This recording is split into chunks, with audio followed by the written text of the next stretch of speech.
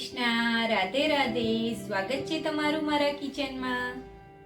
તો આજે હું તમારી સાથે શેર કરીશ દરેક પ્રકારના દાળ, શાક કે પછી ફરસાણનો ટેસ્ટ 100 ગણો વધારી દે તેવા હોમમેડ ધાણા જીરાની રેસીપી. સાથે જ આ ધાણા જીરાને આજે આપણે એવી રીતે બનાવીને તૈયાર કરીશું જેથી 1 વર્ષ તો શું ધાણા જીરું પૂરું ન થાય ત્યાં સુધી ખરાબ નહીં થાય. સાથે જ તેને સ્ટોર કરવાની બધી જ ટિપ્સ મેં વિડીયોમાં જણાવી છે. તો ચાલો બનાવીએ. તો સૌપ્રથમ ધાણા જીરું બનાવવા માટે મેં આ 2 કિલો જેવી ધાણી આવે છે તે લીધી છે. આ રીતે થોડી નાની સાઈઝની ધાણી આવે છે તે લેવાની છે આપણે. તેની સાથે મેં 600 થી 700 ગ્રામ જેવું જીરું લીધું છે.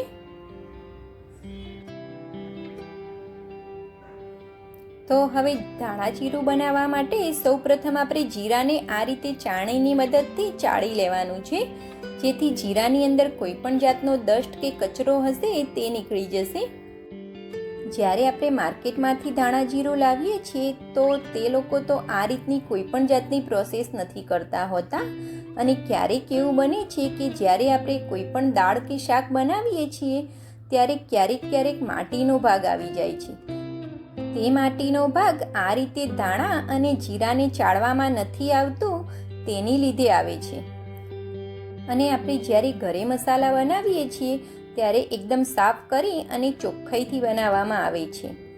તો જીરાની અંદરથી આટલી ડસ્ટ નીકળી છે ફ્રેન્ડ્સ, અને નાનું જીરું હોય તેને પણ આપણે નીકાળી દેવાનું છે. હવે એ જ રીતે આપણે ધાણીને પણ ચાળી લેવાની છે, જેથી તેની અંદર આખી લાકડીનો ભાગ કે કોઈ પણ જાતનો ડસ્ટ કે કચરો હોય તે બધો જ આપણો નીકળી જશે.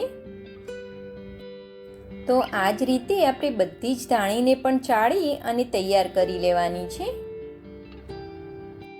ધાણીને ચાળવા માટે ફ્રેન્ડ્સ આપણે થોડાક મોટા કાણાવાળી ચાણી લેવાની છે, અને જીરાને ચાળવા માટે આપણે થોડાક નાની સાઈઝના કાણા હોય તેવી ચાણી લેવાની છે. તો એ જ રીતે મેં બધી જ ધાણીને ચાળી અને રેડી કરી લીધી છે, અને તેની અંદરથી આટલો કચરો નીકળ્યો છે ફ્રેન્ડ્સ. હવે ધાણા જીરું બનાવવા માટે આપણે એક મોટું વાસણ લેવાનું છે, અને જાડા તળિયાવાળું વાસણ હોય તે લેવાનું છે, અને તેની અંદર આપણે એક મોટો ચમચો તેલ એડ કરવાનું છે. તમે તેલ વિના પણ ધાણીને શેકી શકો છો ફ્રેન્ડ્સ, પરંતુ હું હંમેશા આ જ રીતે ધાણા જીરું બનાવું છું. હવે તેલ આપણું થોડું ગરમ થાય એટલે તેની અંદર આપણે 2 મોટા વાટકા ભરીને ધાણી એડ કરી દેવાની છે. ધાણા જીરું બનાવવા માટે હંમેશા આપણે મોટા વાસણનો જ ઉપયોગ કરવાનો છે ફ્રેન્ડ્સ. અત્યારે ગેસની ફ્લેમને આપણે એકદમ સ્લો રાખવાની છે. હવે સ્લો ટુ મીડિયમ ગેસ ઉપર આ ધાણીને આપણે 5 થી 7 મિનિટ સુધી શેકવાની છે. આ રીતે સતત હલાવતા જઈશું અને ધાણીને આપણે શેકી લેવાની છે, જેથી ધાણીની અંદર થોડુંક બી ભેજનું પ્રમાણ હશે તે બધું જ નીકળી જશે, અને ધાણી આપણી એકદમ સરસ ક્રન્ચી થઈ જશે. હવે 5 થી 7 મિનિટની જ અંદર આપણો ધાણીનો કલર થોડોક ચેન્જ થઈ ગયો છે, મીન્સ કે આપણી ધાણી શેકાઈ ગઈ છે. હવે ગેસ બંધ કરી દઈશું અને આ ધાણીને આપણે નીકાળી લેવાની છે. હવે એ જ રીતે ફરીથી આપણે 1 ચમચા જેવું તેલ લઈશું અને બીજી ધાણીને પણ એ જ રીતે શેકી લઈશું. ફ્રેન્ડ્સ, તમને ખબર હશે કે આપણે મરચું, હળદર એ બધા જ મસાલાને 1 વર્ષ સુધી સાચવવા માટે આપણે તેને તેલની અંદર મોવામાં આવે છે.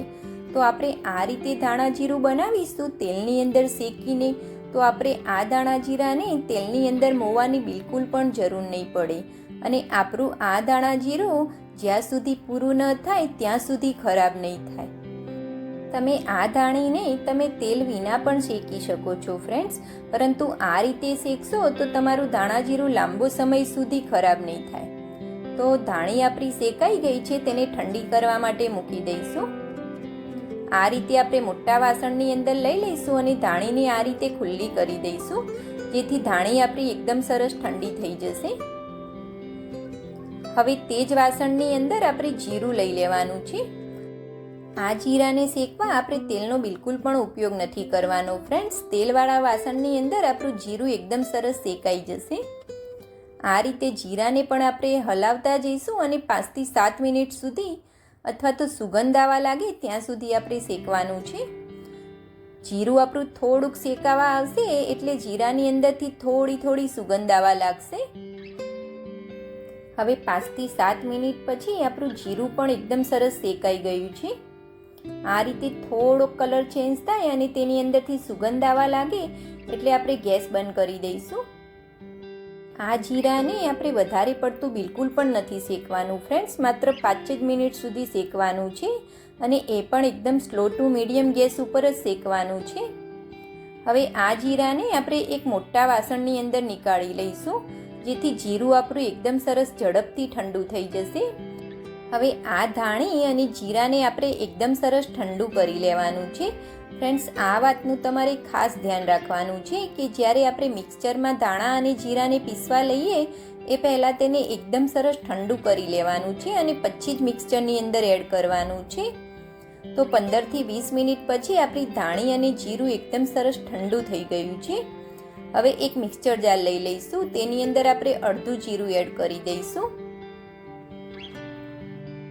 હવે મિક્સચર જારને આપણે બંધ કરી દઈશું અને આ જીરાને આપણે મિક્સચરને ચાલુ બંધ કરી અને પછી એકદમ ફાઇન પીસી લેવાનું છે. એક ધારું મિક્સચર આપણે બિલકુલ પણ નથી ચલાવવાનું ફ્રેન્ડ્સ, ચાલુ બંધ કરીને આપણે તેને પીસી લેવાનું છે. જીરાને આપણે એકદમ ફાઇન પીસવાનું છે.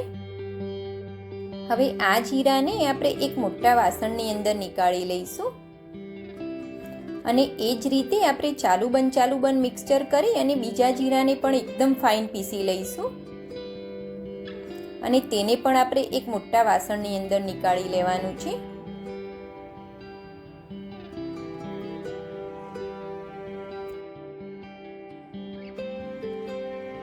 હવે એ જ રીતે આપણે ધાણીને પણ પીસી લેવાની છે. મિક્સર જારની અંદર સમાય તેટલી ધાણી તેની અંદર એડ કરી દઈશું.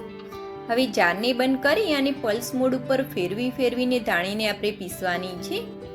આ ધાણીને આપણે થોડીક દરદરી રાખવાની છે, એકદમ ફાઇન પાવડર નથી કરવાનો ફ્રેન્ડ્સ. હું હંમેશા આ જ રીતે દરદરો પાવડર જ બનાવીને તૈયાર કરું છું ધાણીનો. તમને જો ઝીણો પાવડર પસંદ હોય તો તમે એકદમ ઝીણો પાવડર પીસીને પણ તૈયાર કરી શકો છો ફ્રેન્ડ્સ, પરંતુ આ રીતે થોડોક દરદરો રાખીને તૈયાર કરીશું તો આ દાણા જીરું તમે કોઈ પણ ભરેલા શાક કે પછી દાળની અંદર એડ કરશો તો આપણા દાળ શાકનો ટેસ્ટ 100 ગણો વધી જાય છે ફ્રેન્ડ્સ. હવે એ જ રીતે આપણે બીજી દાણીને પણ પીસી લેવાની છે.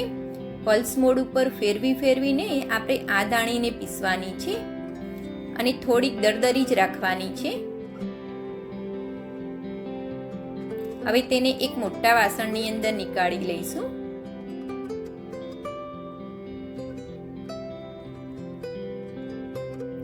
તો મેં એ જ રીતે બધી જ દાણીને પીસી અને રેડી કરી લીધી છે અને આ રીતે થોડીક દાણીને આપણે દરદરી રાખવાની છે.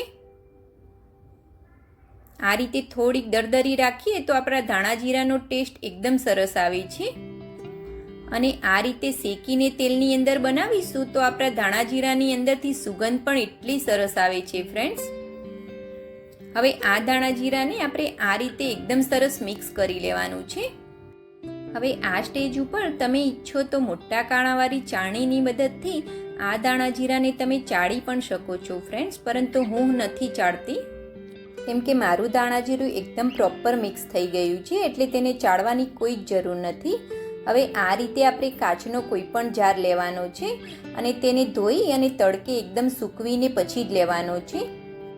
હવે તેની અંદર આ રીતે ચમચાની મદદથી આપણે ધાણા જીરાને ભરી દઈશું.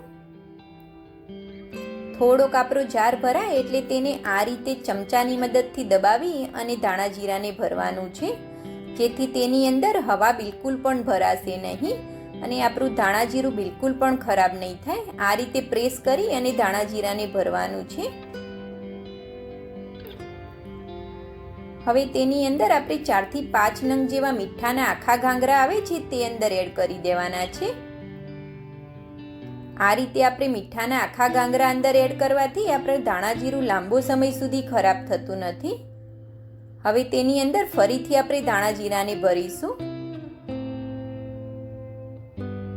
થોડુંક ભરાય એટલે પાછું ફરીથી આપણે તેને પ્રેસ કરતા જઈશું. આ રીતે દબાવી અને ભરવાથી તેની અંદર હવા બિલકુલ પણ ભરાતી નથી અને આપણું ધાણા જીરું આખા વર્ષ સુધી એકદમ સારું રહે છે. ફરીથી તેની અંદર આપણે મીઠાના આખા ગાંગરા ભરી દઈશું અને ફરીથી તેની ઉપર ધાણા જીરું ભરી દેવાનું છે. આ રીતે આપણો આખો જાર ભરાય ત્યાં સુધી આપણે આ જ રીતે પ્રોસેસ કરવાની છે અને એકદમ દબાવી અને પછી ભરી દેવાનું છે. હવે ફરીથી તેની ઉપર આપણે મીઠાના ગાંગરા એડ કરી દઈશું અને જારને એકદમ સરસ બંધ કરી દેવાનો છે. 1 વર્ષ સુધી અથવા તો પૂરું ન થાય ત્યાં સુધી પણ ના બગડે તેવું આપણું ધાણા જીરું બનીને રેડી છે ફ્રેન્ડ્સ. તમે પણ મારી આ રીતથી ધાણા જીરું બનાવી અને ચોક્કસથી ટ્રાય કરજો ફ્રેન્ડ્સ. અને આ ધાણા જીરાની રેસીપી તમને ગમી હોય તો મારી વિડીયોને લાઈક અને મારી ચેનલને સબસ્ક્રાઈબ કરવાનું બિલકુલ પણ ભૂલતા નહીં ફ્રેન્ડ્સ. સબસ્ક્રાઈબ કરવું બિલકુલ ફ્રી છે. Thanks for watching. જય શ્રી કૃષ્ણ.